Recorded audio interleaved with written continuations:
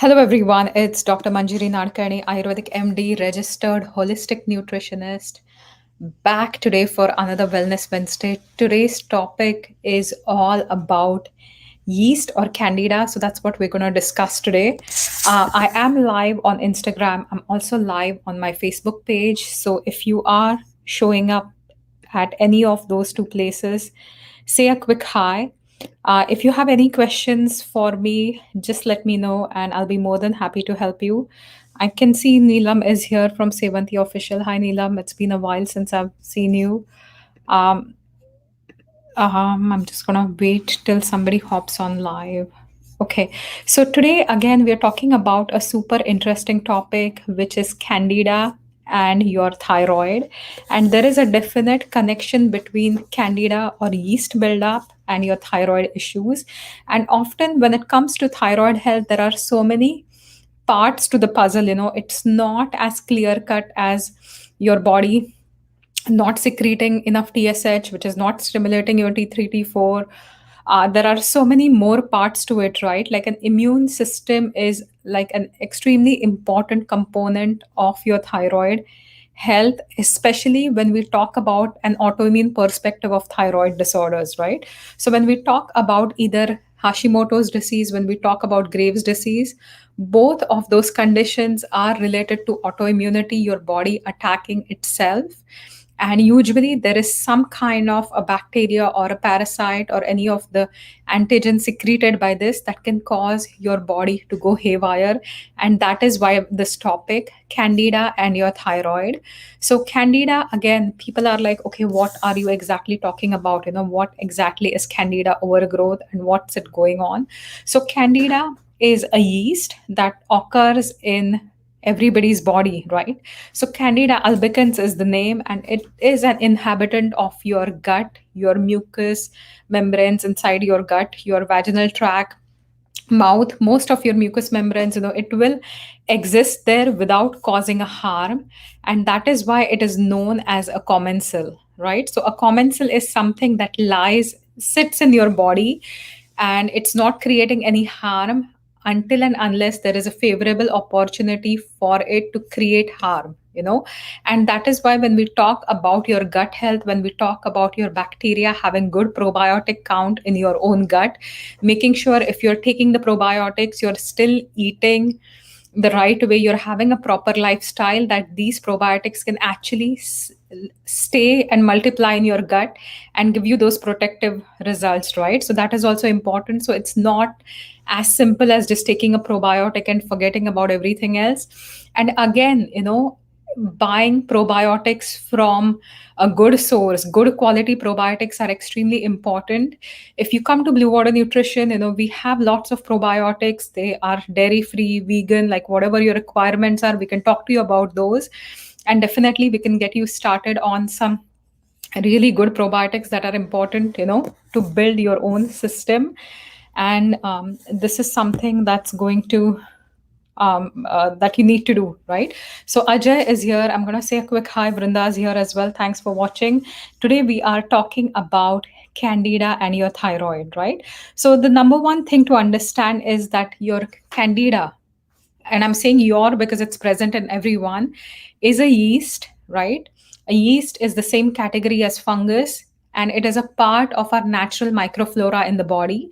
So the natural microorganisms, the organisms you can't see with naked eye, you have so many of them.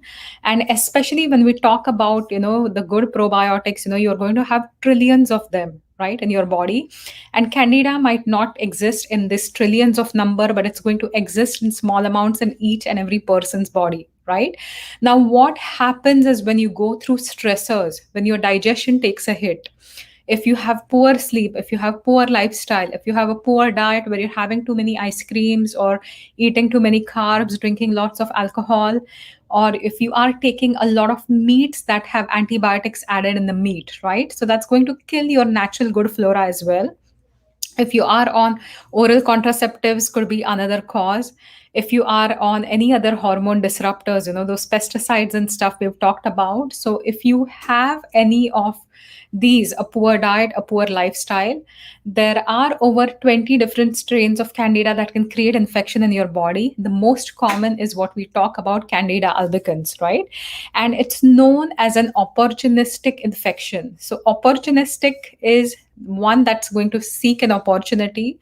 So, it's a commensal. For most part, it's going to stay in your body without creating any harm. But once your good bacteria are dying for some reason, because you're not feeding them, or you're taking too many antibiotics, or you're taking meat that's laden with antibiotics and hormones, so when your gut is disrupted, we call this as gut dysbiosis from a modern perspective. That eventually leads to an opportunity for this yeast to overgrow in your body, right? And the symptoms are, not fun, right? So you will have low energy levels. You feel like low grade inflammation. When people talk about, oh, I feel inflamed, I don't feel great. Sometimes, it could be yeast related as well. You might have excess wax secretion in your ear. You're going to have, weight gain. You might feel bloated. Brain fog is another good symptom, or most common symptom, that, people feel like they're hazy, they're fuzzy, their memory doesn't work, their brain doesn't work as well, right? And these are all issues, sleep interruption, immune issues, skin patches, eczema, different kind of skin conditions could also be in relation to having this excess growth of Candida in the body, right? And in Ayurveda, in the olden days, there have been talks about krimi, right? Krumi are typically, categorized into Vataj, Pittaj, Kafaj, even Raktaj, right? So there are different categories of these krimi, or the parasites, that's the literal translation. And parasite does not always mean a wiggly worm. It can mean anything that feeds off your system, right? It could be a bacteria, a virus, anything that's feeding off your system, that's taking your nutrition, that's creating issues in your body, is known as a parasite for your body, right? And Candida definitely acts as a parasite for your body, right? Now, in Ayurveda, we talk about main, all diseases are created by Agni Mandya, right? So your digestive fire, your Agni doesn't function as well. Your poor digestion is going to lead to ama. The ama then gets into your body, bloodstream, your lymphatic system, creates a lot of toxicity, right? Sometimes it creates issues with vata, like the natural regulation of the apan vayu, right? Or the vata that resides in your gut region. And because there is this natural imbalance, again, it's going to facilitate a lot of, accumulation of yeast. If you look at the symptoms of Candida, if you look at how Candida acts in the body, it is a very kapha kind. Yeasts always grow in like damp, moist conditions. Sometimes if you'll see clients coming to you with like either having rashes, especially in the armpit region, or the cubital fossa, or in the groin region, and there is like this silverish, sometimes there could be scaling as well. So yeast related issues are always going to be in damp areas typically, right? And this is something that you have to understand, that if there is a lot of yeast buildup in the body, right, it is going to create a lot of dosha imbalances. At the same time, there is some other pathology that is creating dosha imbalances, which is going to facilitate the growth of yeast.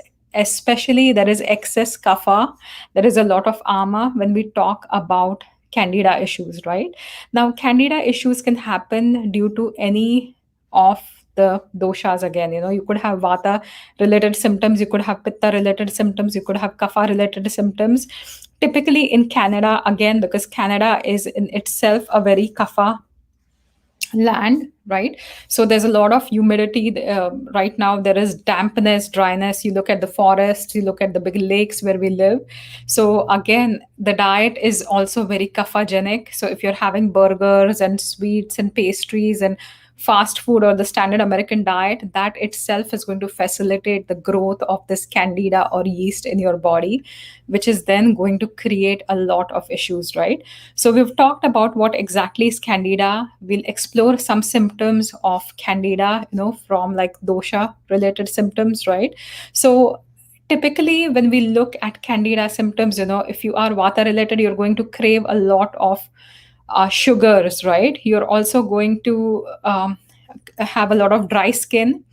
You're going to have a lot of nervousness, anxiety as well. There can be constipation, there can be bloating, there can be a lot of gas, really low energy levels, and sleep issues, right? Waking up in the middle of the night, grinding teeth. So these are all common issues related to vata, when you could have issues with candida as well. And pitta imbalances, if you're having a lot of greasy foods or spicy foods, if you're having a lot of sugar as well, refined sugar, I'm saying, if you're having a lot of alcohol, again, that's going to create imbalance in the pitta. It creates a lot of acidity, heartburn, bloating, irritability. You could have swelling of joints, yellow stool. You could have excessive thirst as well, right? So these are more pitta related conditions. And kapha related candida issues are the most common because people eat a lot of heavy, oily foods. Again, another thing I've seen is, the keto diet, which is so popular today. While you're eliminating the sugar, right, which is a good thing, but having excess of fat that your body is unable to digest, right? So the very definition of ama from an Ayurvedic perspective is where your fire is weak and you're not digesting or processing the food. And that could also be fat, that could be protein, that could be, carbs. So anything that your body cannot digest or process is going to create this ama, and that's going to facilitate either allergies or food sensitivities in your body, or facilitate the growth of excess bacteria or yeast in your body, right? So typically, if you're having oily foods, too cold foods, drinking cold water, smoothies are the worst things, right? Like, I talk about it all the time. But if you're having too many smoothies, pastas, breads, sugars, if you're sleeping immediately after eating a meal, right? If you feel drowsy after eating, you're like, I need to take a nap, I've just had a big meal. The same thing that happens when you have a big turkey meal for Thanksgiving is you just feel like lying down or sleeping, right? But that is going to create this condition called ama from an Ayurvedic perspective, which is going to even weaken your digestive fire further and create lots of imbalances in the body. So, slow digestion, sluggishness, water retention, really feeling bloated with water, sticky bowel movements, heaviness, you just feel heavy and drained, tiredness, excessive sleep, brain fog, not being able to think clearly, you just feel like blocked. So, these are signs that yeast buildup can take place in your body, right? And uh, any mucus forming foods, like another example is bananas. People are like, oh, I eat fruit but I eat bananas, right? So anything that's very heavy to digest, mucus forming, it could also be fruits, are going to create issues for your body and throw these doshas out of balance, right? Now, how this candida is going to react when people have thyroid issues is that the yeast is going to secrete some toxins in your body as well, right? So the yeast, when present in your body, first of all, it is a trigger for your immune system. Your immune system is busy battling it. And second thing, whatever toxins it's secreting, or when it outnumbers the good bacteria, it's going to secrete certain, we call them toxins, certain chemicals in the body that is going to be detrimental for your body. And that is how you're going to notice all these symptoms like skin rashes and skin patches and all those, right? So that is how your body gets harmed.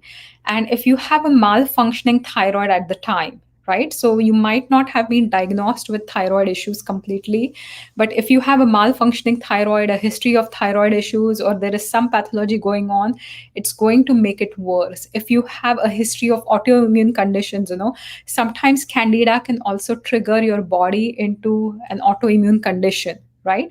And that is why it is extremely important to identify this candida or yeast that happens, in the body.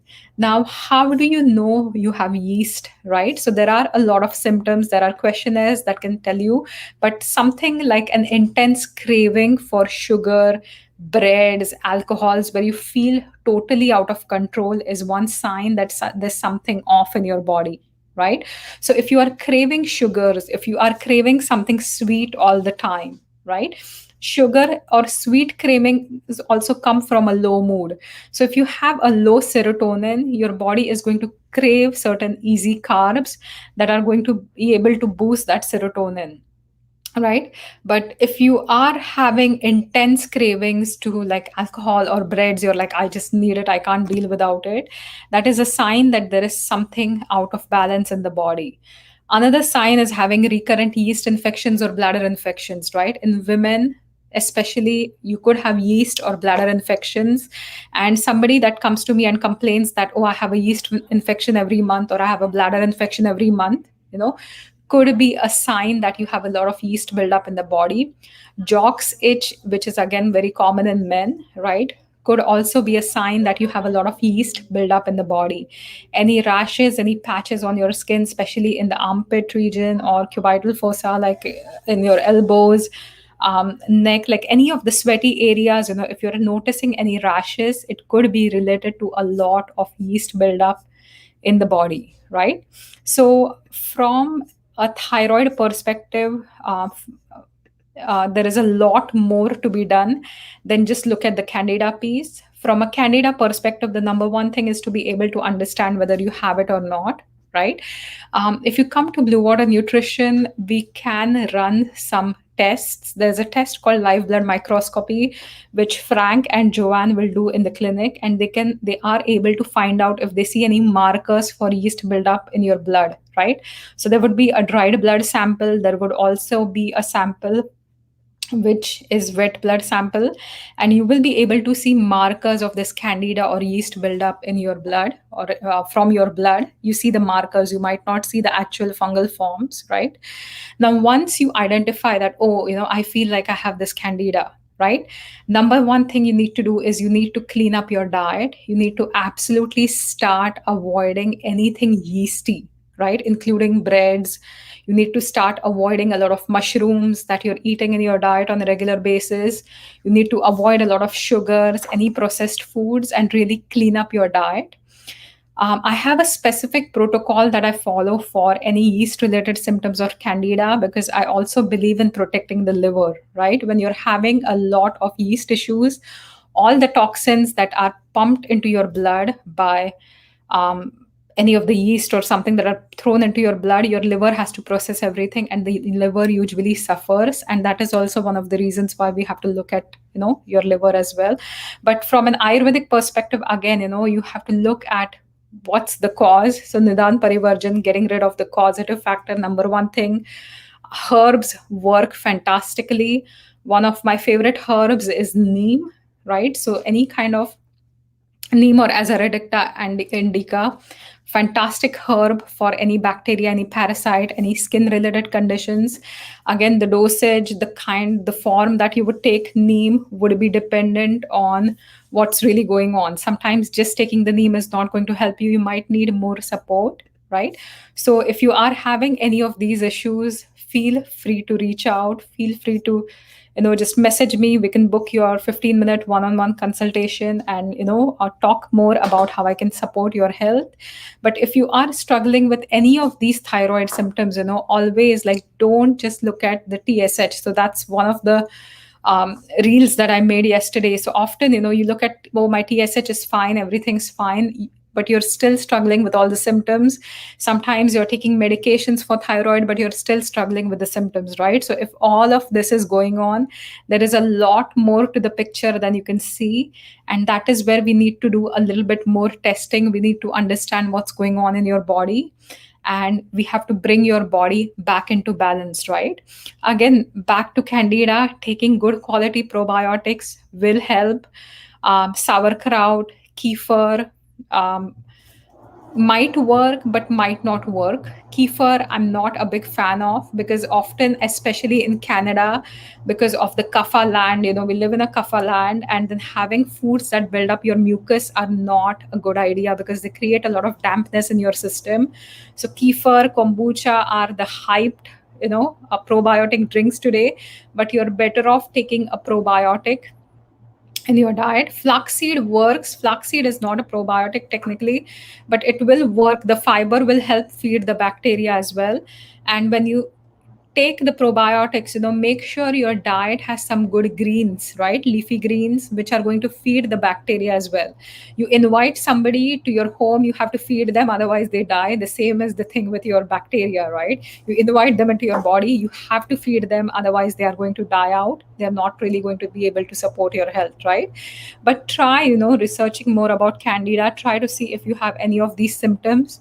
This is definitely going to support your health. And there are different factors, like if you look at coconut oil, certain fractions of coconut oil are also seen beneficial against Candida or yeast related issues. Even local application, can really help. Taking it orally can definitely help as well. And there are a lot more products, that I'm not going to discuss a lot today. That could be a topic in itself, So if you want me to just talk about Candida by itself, I'll be more than happy to talk about it. But for now, the most important thing to understand is, if you are feeling awful, is if you're having any hormonal symptoms related to your thyroid, hair loss, weight gain, low mood, depression, any kind of anxiety, any palpitations, you know it's always a good idea to get help, right? So feel free to reach out. If you have any questions, feel free to ask the questions here and tag me as well. And if you found this useful, please just share it with your friends or family, because somebody will benefit with this information, right? And that's why I come here every Wednesday, to give you some information that people around you can benefit, you can benefit as well. So try to learn more about your health, try to empower yourself with true information, and try to empower your friends and family with this information as well, right? So thank you once again. I will be back next week. I have to see what's the topic for next week. I'm not quite sure. Yeah, it's yeah. So I don't have the topic right now, but for thyroid, I'm doing a free webinar, right? So I'm doing a free webinar called How Healthy is Your Thyroid.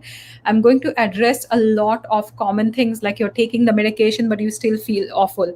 I'm going to talk about different signs and symptoms of thyroid. I'm also going to discuss simple ways you can assess your own thyroid function at home. So, some simple tests, two of them that you can do within the privacy of your own home, that will tell you whether your thyroid is functioning well or not.